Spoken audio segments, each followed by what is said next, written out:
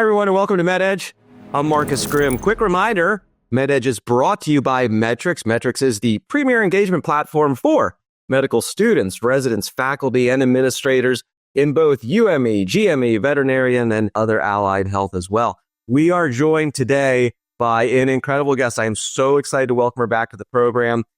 Unfortunately, Metrics CEO Tosh Cherian not with us on this program. He's missing a good one, but he's taking care of those customers, and we do appreciate it. So today we're welcoming back Dr. Gretchen Holmes. The last time she joined us, we talked about her extensive work in healthcare education. She's one of us, folks, and her journey as a 3-time cancer survivor as well. For those who don't recall, she's an associate dean for GME and the DIO at a College of Osteopathic Medicine. As DIO, she has started over 10 residency programs. Wow. Achieved full accreditation for existing programs. She's also started multiple fellowships. Dr. Holmes is an experienced researcher. She's published in top journals, including Health Communication, Psycho-Oncology, and Injury Epidemiology. Her published research includes work in rapport, provider-patient communication, health literacy, decision-making, and rural cancer health disparities. I told her we could do a whole season with her. This would be so much fun. She's regularly taught behavior change theory at the Centers for Disease Control and Prevention. She's served as a national-level patient advocate for the National Cancer Institute since 2002, serves on the editorial board for the Journal of Patient Experience. She was named one of the top 100 successful women to know in 2022 by Gulf Coast Magazine. So when we talk about graduate medical education, well, there's a lot we could talk with Gretchen about. But today, we're going to talk about something completely different. Last time Dr. Holmes was on our program, she said, oh, by the way, I have a book coming out later this year. I don't think we got one question in about the book. So today we're going to be talking just about the book. Dr. Holmes is here to discuss her new memoir, The Work in Between, a memoir about stepping out of my shadows. In this powerful book, Dr. Holmes dives into her own life story.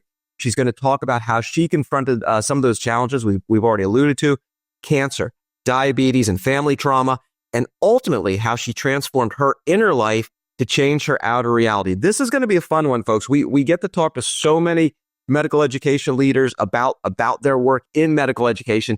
Here we get to talk about the life in between, those pieces in between all that powerful work that Dr. Holmes does with residents and medical students. Dr. Holmes, welcome back to the program. Thank you. I'm so excited to be here. Anytime somebody publishes a book, that's a tremendous accomplishment. And I think writing any book is hard, but memoirs are a little bit different because they go into these deep personal histories, which yours does. We're going to go into your health battles, your family background. Isabel Allende once said, a memoir is an invitation into another person's privacy. And when I looked at what's in your book, I'm like, that's exactly what this is. Whenever somebody decides to make that decision to share these really important stories with themselves, it's like, wow, how did that choice come about? So first question, what inspired you to open up about these experiences and share them with the world at this point in your life? So I think it was a number of things. There wasn't really a moment, except that a lot of people had been asking me if I was going to write a book because I'd started the podcast. And obviously I talk about a lot of personal things on the podcast. And one day I got an email from someone on LinkedIn who I didn't know. And she said, I looked for your book. I couldn't find it. Where is it? And I thought, well, I didn't write one. I haven't written one. And I think it was that little nudge that I went, all right, I'll write the book, And so I think because I'd been telling my story a lot on the podcast and it become such a public thing anyway, I thought, well, you might as well go ahead and just start seeing if you can even do this. I mean, I much prefer public speaking than I do to writing, which is probably backwards. But I thought, well, I'll give it a try. And so I just started writing things down. And what's interesting for me on this book is what I intended to write the book about was, well, how I lost 110 pounds. Here's all my secrets. And I did this. And it ended up not being about that at all. I mean, I talk about it a little bit at the end, but it ended up being all about my journey that started growing up in an alcoholic home. And I've been doing all sorts of, coaching and I was being coached and I was seeing a therapist and I was dealing with all these issues. And I thought maybe we just start at the beginning. And so I did. And I just kept telling stories. And what was cool is I started remembering things that I had forgotten. And so that's kind of where it came from. I think it was kind of organic, which I suppose is the best way. But believe me, I didn't set out to do that. It's just that's where it went. I'm super curious. Somebody like yourself has published a lot of work. You've written a lot, but memoir is different. And so I'm really curious about that creative process. And when you went into it, was it one of those things where you were like, well, I know how to write. This will come together pretty easily. But suddenly you're talking about yourself and your background, and I could see that cutting both ways. I'm going to tell this type of story. I've written a lot before, but wow, this was very different. I'm curious, the actual writing process, easier or harder than some of the other work you've done? Oh, so much harder. So much harder, which is weird because I know everything I'm writing about. I mean, I didn't have to go do any research. I knew all these stories. But yeah, really hard because there's a tendency, I think, it's human nature to either make yourself the hero of the story or make yourself not as important or downplay some things. And what I realized early on is I'm going to have to be as honest and as transparent and as thoughtful and then get out of my way, because I have a tendency when I write to get really flowery, which is the opposite of academic writing because they kind of beat that out of you. But I want it to sound really beautiful. And sometimes it was ugly. And I thought, you know what? I'm going to use the words that resonate the most with me, that I feel really captured what I was going through, the fear and the uncertainty and the embarrassment and the shame. Because I think, we all have those stories. We all have stories where we just don't want to talk about them because it's embarrassing. But when I was younger and I was growing up in an alcoholic home, my parents never made me or my brothers feel like any of that was our fault. Right. And that was a gift. Yes. But the next part of it was carrying all those secrets and all that shame and embarrassment made me physically ill. It gave me a stomach ache. It absolutely did. And I thought, I can't go through life always feeling sick. I can't do this. So I tended to talk. I'd tell people my story or what was going on. And I realized then that it lightened my burden because it was not my burden to carry. That's powerful. It saved me. It truly saved me. When we talk about the life that you've gone through and challenges, that's a really important lesson. And I'm curious, how young were you when you figured it out? Were you one of those people who didn't talk about these issues, in your 20s and 30s? Did you sort of grow to become this type of person, or when did you figure out that, sharing helps? I was in grade school. Wow. Yeah. Because I didn't know what else to do. And I didn't like feeling sick. And I didn't like, of course, all of the uncertainty and the craziness and the chaos that was going on either. But that was my life. That was where we were growing up. And the interesting thing is I knew then we were very much loved. I mean, it's not like it was this abusive, like horrible childhood. I had a childhood where there was addiction. And anybody who has grown up in a house where there's addiction, it's chaotic and it's uncertain. And you have horror stories and war stories, and we can all share them and we can one-up each other on a few, I'm sure. But there's also good times and loving times and happy times. And that's partly, I guess, what keeps you a little off center is because we just never quite knew when those days were going to be there. Yeah, which time you were in, right? Yeah, yeah. And so I was very open about sharing with my friends and my teachers. And I talked to my mom a lot. And I had luckily grew up around a lot of extended family, and everybody knew what was going on. I mean, crying out loud, you can't hide that. But there was always so much love and support and all that. So, I mean, I guess, and I know it sounds weird, people, but looking back, we were pretty lucky. The fact that you were able to recognize that even in traumatic, chaotic times, that there's happiness there, certainly that helps a little bit, which is interesting because the book's title is The Work in Between. And so it almost seems to me that, what you often talk about is this idea of we've got these chaotic times, these traumatic times, but in between, what are we doing to strengthen ourselves and strengthen our resolve? This is a recurring theme with you, that this work in between. Why do you think this inner work is so important for creating that lasting change? And how has that played out in your own journey? That's such a huge question. I didn't know this until I started working with a coach. And a therapist. I wish I had learned these things back in my 20s. That would have been awesome. That's partly why I wrote the book, because I thought maybe I help people learn some of these things a little earlier than I did. Man, I was in my late 50s before I even started to get a clue. But what I found and realized that probably so many other people know, but I didn't, was that all of the stuff on the outside, the external stuff that everybody sees, my weight, my job, my relationships, whatever, is all driven by our inside. Every bit of it.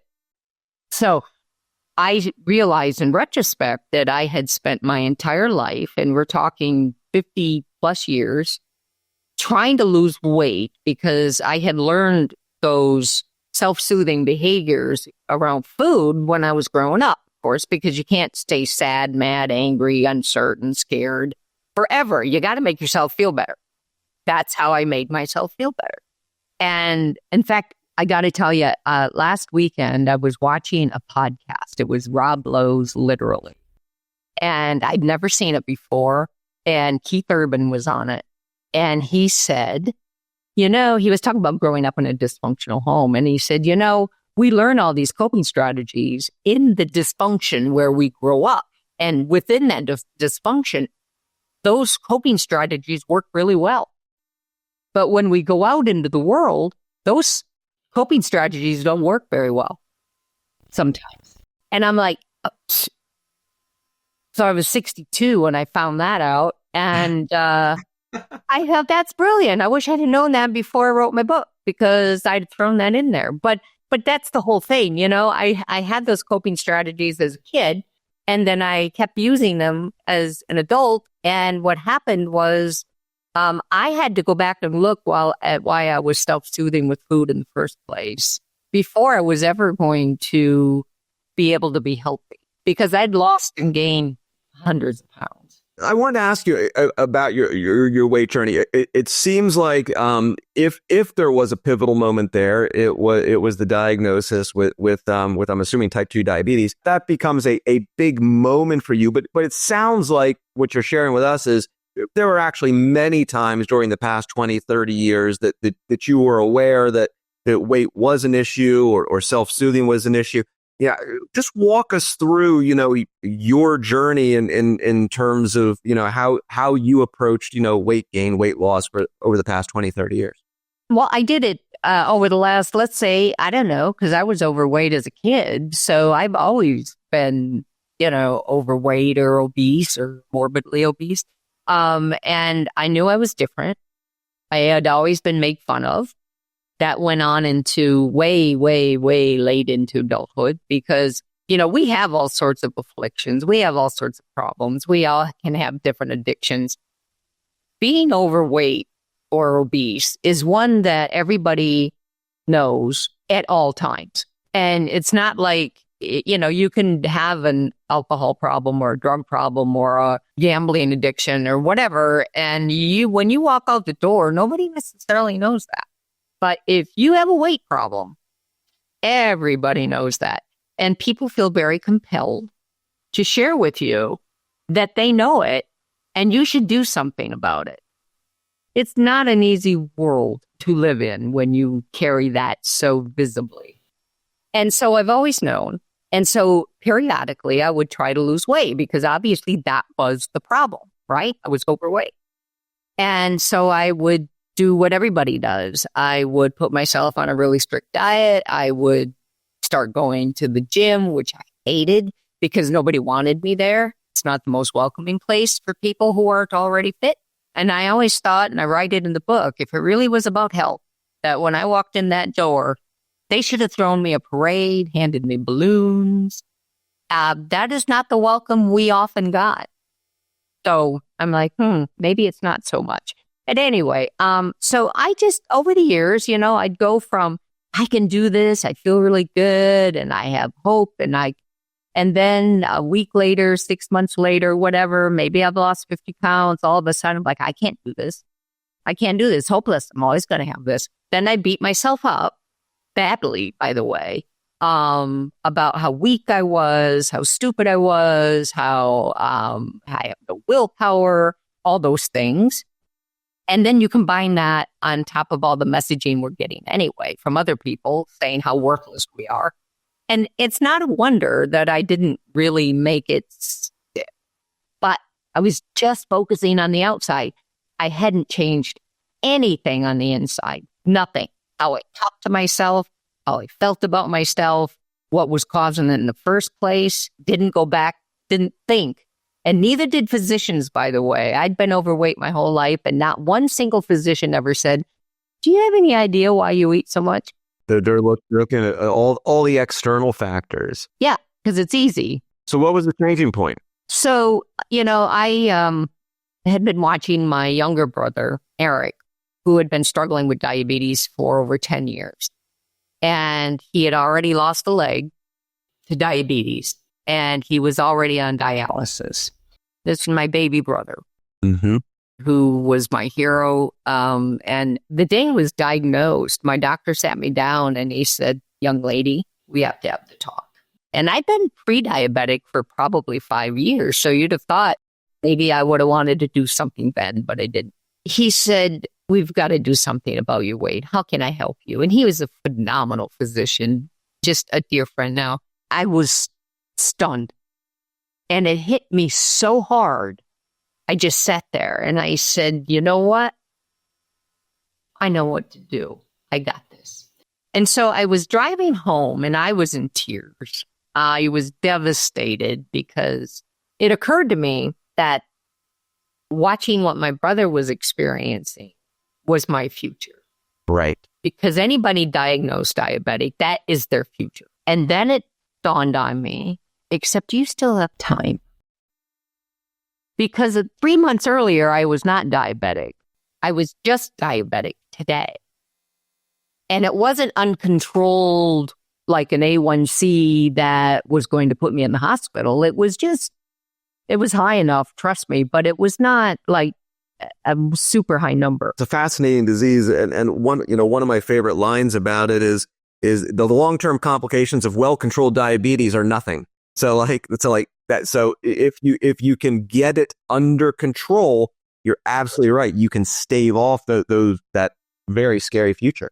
Yes. And so I realized, having watched Eric, who I just loved, we're super close, loved him dearly. I thought, I have time. I can do something about this, where I knew my brother did not. And in fact, 3 months later, I lost him. Oh. It was to COVID, but he was not doing well.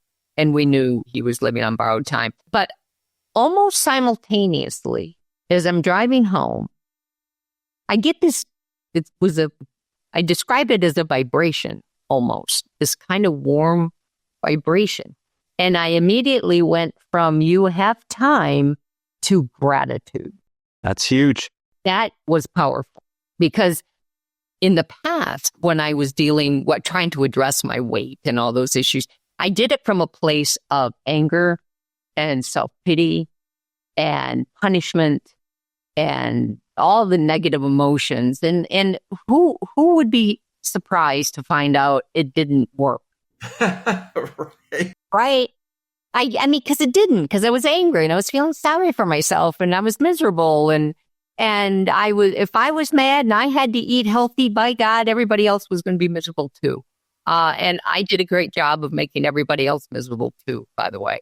And so, but this time I was just grateful. So that went from the old way of thinking about what I was knowing I needed to do to, I'm going to be grateful that I have the resources and the time and the wherewithal and the support.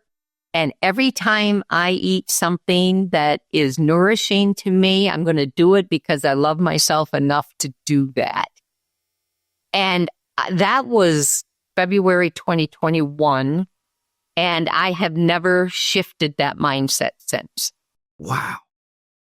And I'm really curious here. And you mentioned that you've worked with coaches, you've worked with therapists, but I'm curious. That mind shift obviously was the first most fundamental thing that happened.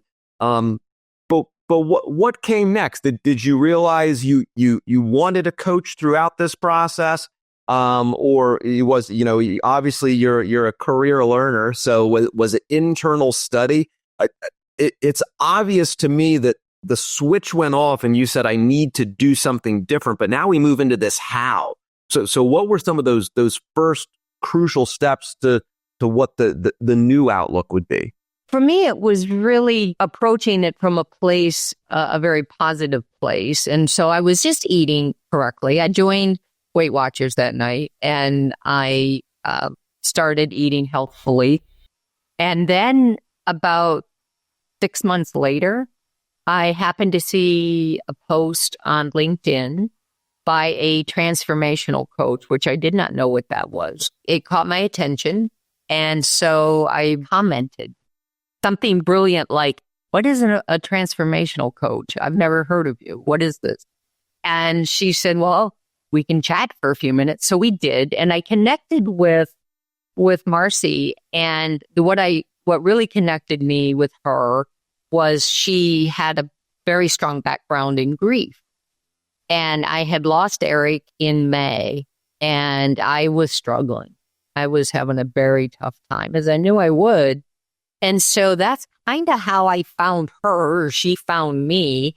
So I started working with her, and then that started the whole, what are your values? What's important to you? And, what's going on? And she started to kind of help center me and get rid of some of the noise. Because I have a lot of noise in my head, always have.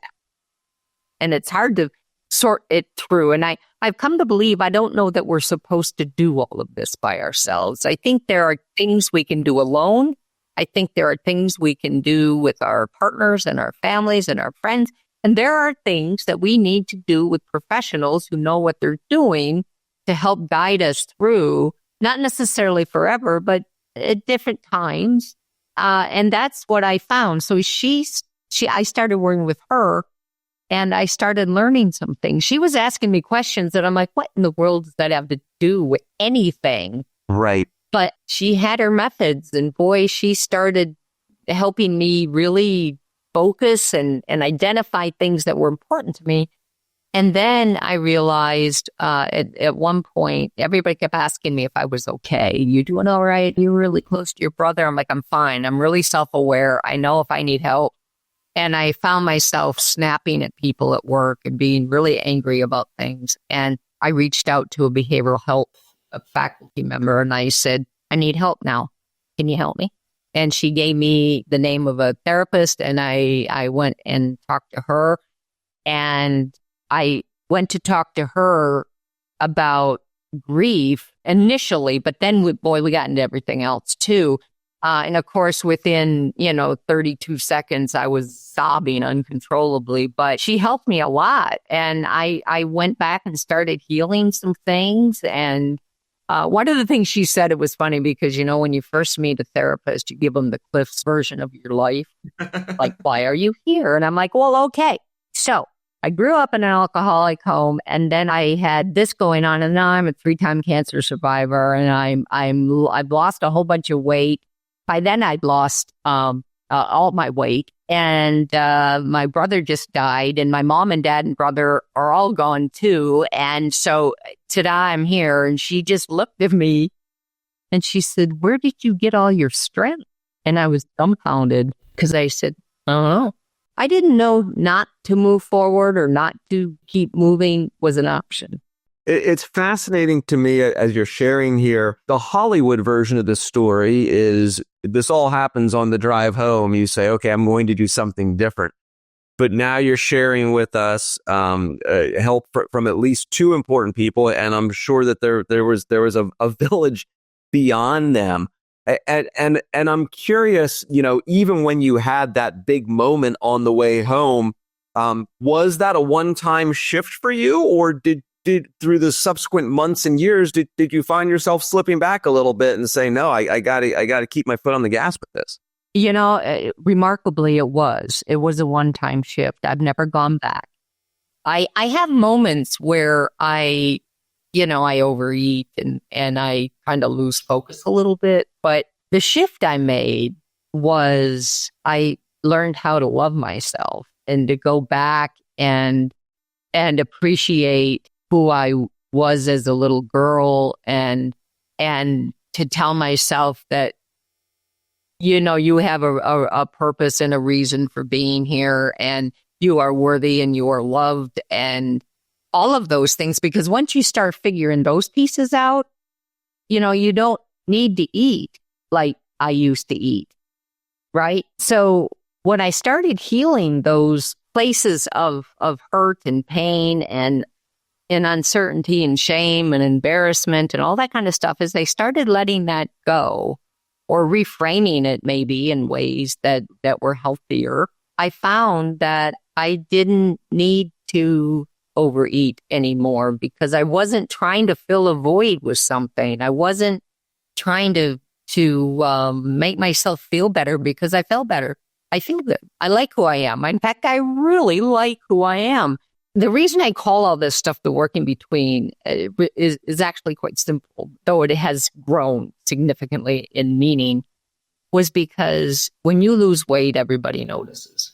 When you gain weight, everybody notices too. But so I had a really great transformational picture. I had the before picture where I looked really schleppy and bleh. And then I had the after picture where I had a lot of hair and makeup and, nice lighting.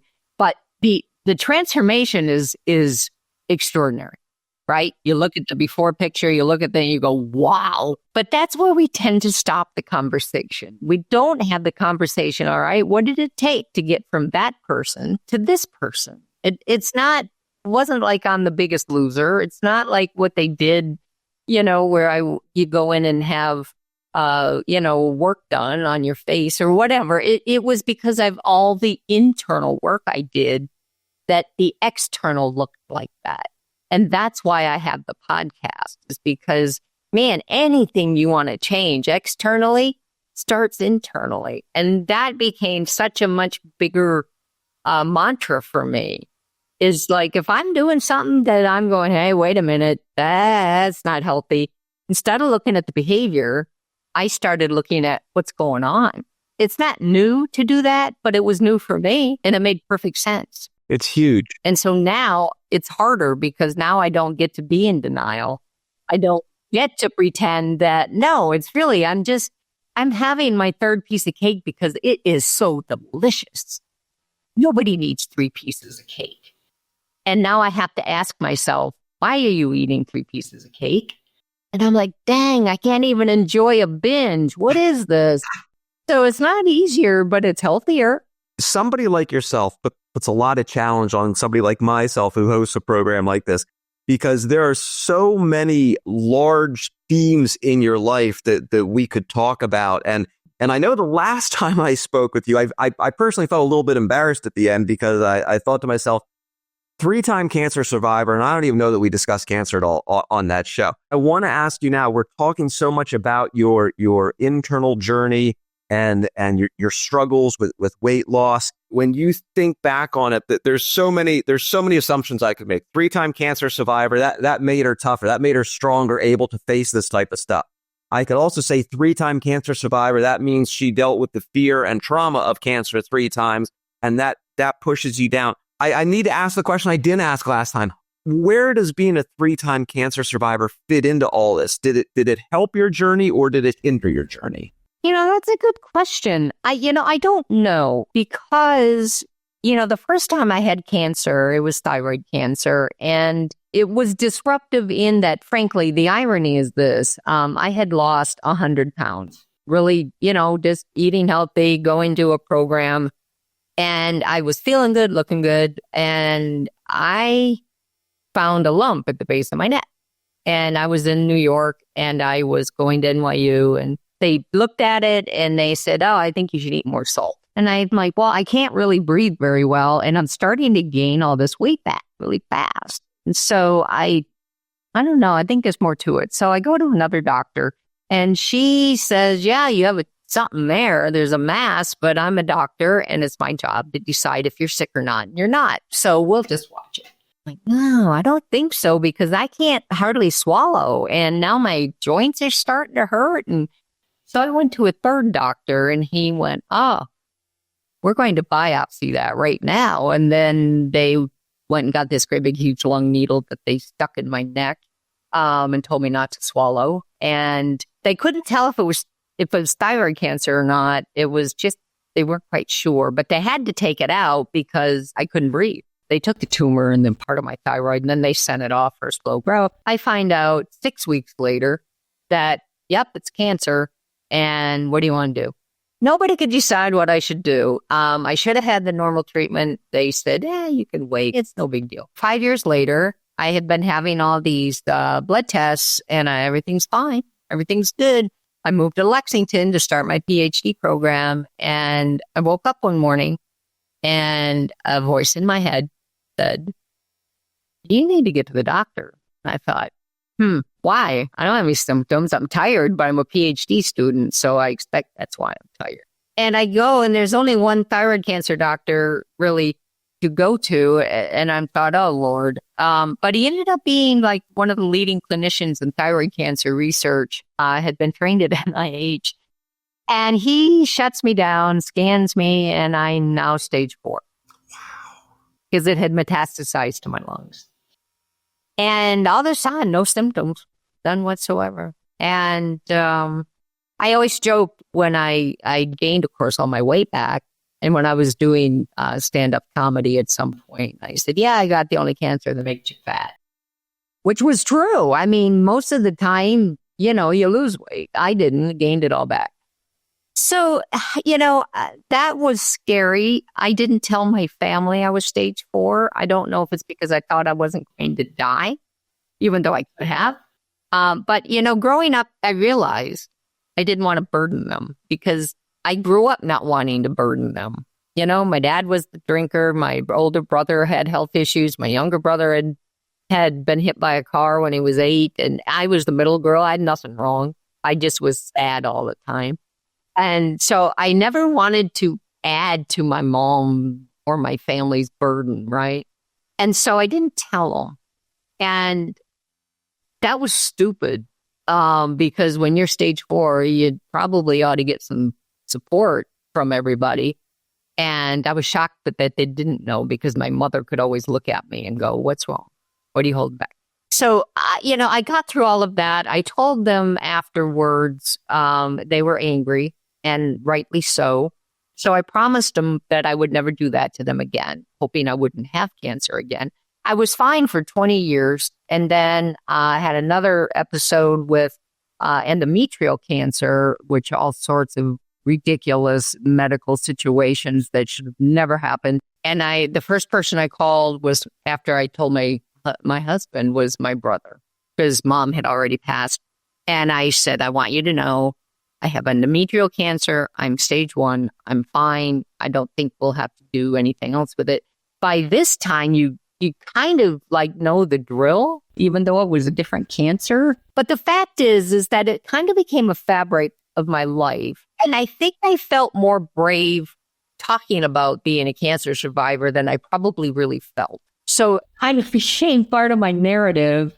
And I was trying to convince myself, well, yeah, you beat cancer 3 times. You can do anything.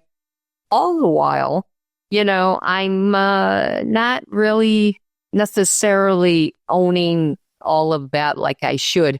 The funny thing is when people started talking to me about a book, I couldn't figure out what they wanted me to write about. I'm like, why would anyone care about any of this? This makes no sense to me. But I've come to find out that there is value in it. Just hearing that story from you, I mean, it follows that path that you've shared with us, that early on, you didn't want to share this with people. You wanted to hold it all in and not have them be concerned about it. But then as you grow, next time it comes around, one of the first things you did was you share with other people. Now, it's interesting to me. I've got two final questions for you. This decision about, what exactly goes into the book, what doesn't. Another quote that I'm fond of when it comes to memoirs is, the toughest part about a memoir often isn't what to put in, but what to leave out. Clearly, you've gotten comfortable with sharing your story, but in the interest of the narrative itself, were there aspects of your life that you said, you know what, I'm just not going to put this in because it's not part of the narrative? Oh, yeah. Yeah. Yeah. What I did, though, is I decided at the very beginning, I wasn't going to censor myself. Mm-hmm. I was going to throw it all on there, and then I was going to send it when it was ready. Whoever was going to publish it, I was going to depend on their professional experience to help me take out what didn't belong.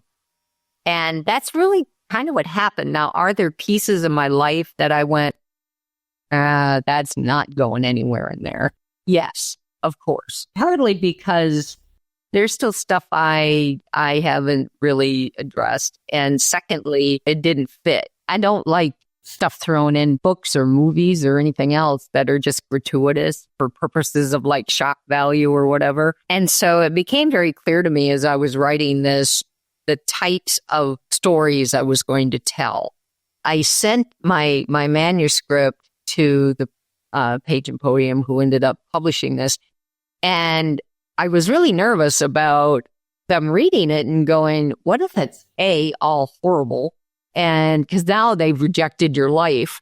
Right. And you're like, wow, there's nothing of any interest in here whatsoever. And you're a terrible writer. But I was more concerned about, wow, how are they going to view what is so intimately personal for me? And they ended up taking out huge chunks because they're like, you know what? That's your next book. That's not this book. And they were right. Then they would say, okay, we love what you got. We could publish it just like this, but let's make it better. And then they would send me back pages and go, can you elaborate on this more? And I'm like, I barely remember that. I told you what I know. And then they give me some prompts and I'm like, oh yeah, I guess I could, because I have a tendency to kind of gloss over like really intense feelings. So I'm like, yeah, when my dad came home drunk that time, I was and played the piano, made my mom play the piano, which was third wall of my bedroom when it was 3 a.m. And, on that made me mad. They're like, yeah, really? What else? And I'm like, oh. So then I had to go and kind of recreate some of these times. And so that's how it helped. They helped me a lot in figuring out what stayed, what went. I will say there were parts of the book that when I said I avoided writing about them, even though I knew I had to, that I cried through it every time, every section, every time. I love, and this is just such a recurring theme with you, that you, so much of this change, absolutely the credit goes to you and the hard work that you've done. But I just love how you have all these resources around you that have kind of helped you through all these steps. My last question for you is, this is a deeply personal book for anyone. And now I want to layer this in and bring it back to our audience, the GME community, which, I think if we want to stereotype a little bit here, type A, driven, highly successful people would tend to be the types of people that don't necessarily overly share about the struggles that brought us to where we are. I'm curious what the response has been from the GME community in particular, because I'm so blessed to be able to interview DIOs, residents, physicians. They're often very successful because they've overcome similar challenges, but that doesn't mean they want to talk about them. They want to share about them. So I'm curious what the response has been from the community since you published the book. Extremely positive. And part of that is that as a DIO and working in the UME and the GME world, one of the conversations that I have had over the years with my residents has been around weight and having conversations, these hard conversations with your patients. And I'll sit them down periodically and just say, hey, how's it going? What's the most challenging conversation? Because my background is health communication anyway. And they'll go, Dr. Holmes, man, when I have to talk to them about behavior change, losing weight, now they're diabetic, they are just struggling, especially the primary care residents. They're having a terrible time having these conversations because, one, they're really hard. They're hard for the patient, they're hard for the physician, they're hard for the medical student. And so the conversation I have 9 times out of 10 with them is in the hallway. Dr. Holmes, can I ask you a question? I have a patient and I've tried talking about it. It's not working. And so then I ask them, well, what are you going to do differently? And they're like, we don't know. We don't know what to do differently. And so I have those conversations with them. And so I have medical students who know that the book is out and they're like, we're buying this book. And then we want to have a book club and we want you to talk to us about it. Can we ask you questions? We want to know, because they often, physicians, when they get trained through all of our medical education mechanisms, they talk to patients all day long, but they don't always get to hear a full patient story because they don't have time. And, there's not much you can do in 20 minutes or 10 minutes or 15. I will say this, here's blatant self-promotion. I think my book would be outstanding for any residency program or any medical school where they're trying to do a case study on not only what it's like to have cancer and go through that, but be diagnosed diabetic, but also deal with a weight problem and all of the factors that contribute to it, so that it is such a deep dive into all of those things that your patients are either dealing with or have dealt with, or there's so many pieces to this. And I think it'll provide some really important insights so that maybe there'll be a little more compassion. Maybe they'll ask different questions. If I can get them to ask different questions, I would be thrilled with that. So please go buy my book just for that purpose alone. I think that's a wonderful summary, and we completely agree. The entire audience should read the book for a variety of reasons. I am going to ask you, I have this terrible habit of saying I've got one more question, and then you make me think of other questions. But I am curious, this is a more personal question, and also related to how I often think about how medical students and physicians, again, can be a little bit guarded about themselves. You released this deeply personal book in the middle. We haven't gone into your job change, but you literally had a job change in the past few months. And there's, we counsel our residents and we counsel our med students when they're on interviews, how you portray yourself. And I'm curious, the idea telling these stories in the midst of a job change. Would you have done that 20 years ago, 30 years ago? And what gave you the comfort to do it now? No, not at all. And in fact, I was even nervous about this because I thought, wait a minute, if I'm going to go into this new job, I did tell them I had a book coming out. And I did tell them I was the 3-time cancer survivor, because that really drives why I do what I do. So is being diagnosed diabetic. So is losing all this weight. So that is what drives me anyway, professionally. And I really lucked out because the folks, my new job, my boss, I thought, do I want him to read this? Do I really want somebody I don't know very well to know that much about me? And then I thought, well, that's too late. If he wants to read it, he will. But what's been really cool is he has been my biggest supporter. when he introduces me to, the community, to new partners, and I'll say who I am. And I don't mention my book.